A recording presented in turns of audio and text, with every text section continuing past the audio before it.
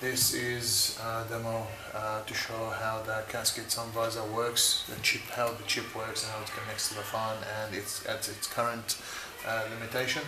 We are, as we mentioned in the description, we're still working on that. Now basically this is a normal sun visor that you'll see in any car. This is for a Holden Commodore.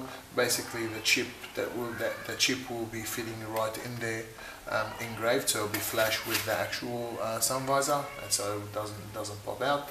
Cables or wires should be running through in here, coming out from there straight into the car, so it'll be completely concealed, and obviously the skin from the sun visor will be on top of that, so basically it will look exactly the same as any sun visor.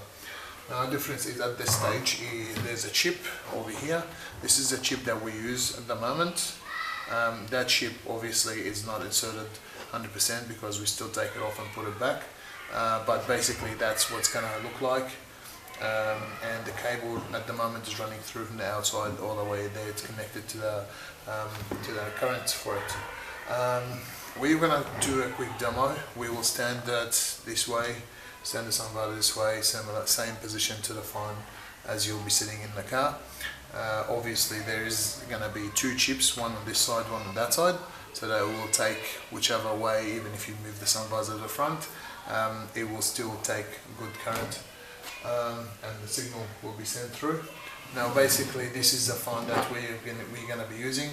It has a software in there, the KASSKIT software.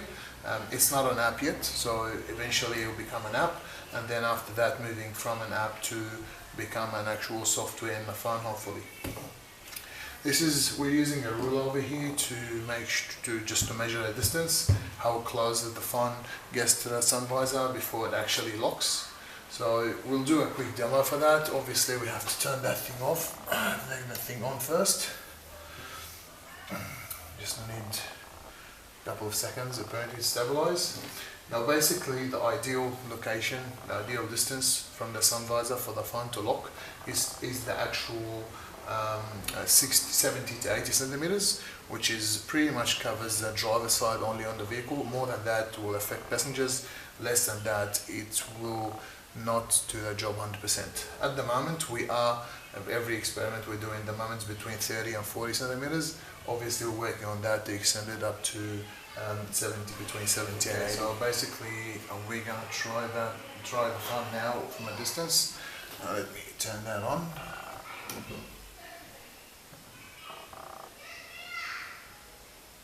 Okay, it should be alright now. So the fan is on 70-80 centimeters now away from the sun visor. Now the sun visor's location is pretty much similar to what's going to be in the car, the position that's going to be in the car. You will have two chips, so even if someone uses sun visor to block the sun, they will get that chip. We're trying our best to try to work out with one chip. If not, if they need another chip in there, we will put that in there. Now basically 70-80 centimeters is the ideal distance that when the fan should lock, but it's not. Now at the moment it's not working that long, not that far. Well, it is between 30 and 40. All the tries were done until this minute. It's between 30 and 40. So let's try that again. Now basically we use that, the fan, steer the fan, and we are on 60 now. We are on 50 now. Still not catching. Well, it actually caught on around the 45. Now if I were to try to unlock in this area, it doesn't unlock. If I were to move out and I try to unlock, it will. Actually it worked. Unlocked to the outside, that area. Again, if I were to move the fan back into that area. So what I'm going to try to do is, I'm going to basically try to move it again and see, hopefully I'll be able to get that 50. But yeah, that's it. Now we are at 40. And there you go. So around the 40, between 38 and 40 is when the fan caught the signal. Now it is not stable, it's still moving, so we're trying to work on that. Now basically if I leave the phone here in there, it's not going to change anything over here. What I'm going to do is I'm going to send a message to this phone from another phone and see how that actually works. So basically, as if you're driving and the phone is on lock screen, if I were to send a message to myself, test from there, we'll see what happens. It will give a notification, but then you're not going to be able to read the message. You'll not be able to unlock the phone to read the message. It's not going to show you the notification on the outside. So it's basically it just locks the screen. You can't unlock it unless you move out of the area or you move into the thing. So if I move out of the area and I'm now at 60-70, that should work now normal. Okay, there you go. It's unlocked. If I move back into the area, and that's my message, even the message, even if I show a notification here, it will show, but even if that's the case, I'll move back into the area, 50, 40, there you go, around 36, 38, so basically we are into that distance. Yeah, won't be able to lock.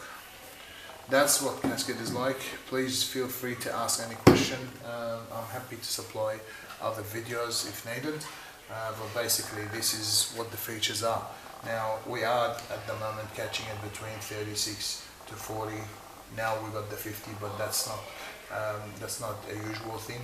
We are trying to extend it, as we mentioned, between 70 and 80. Once we do that, it will work. Now this phone obviously doesn't have the software. This phone is the one that does. And what I'm going to do is I'm going to turn it off. Let's say, assuming we turned off the car, so the KASSKIT will turn off. It's still showing that there is still current in there. There you go.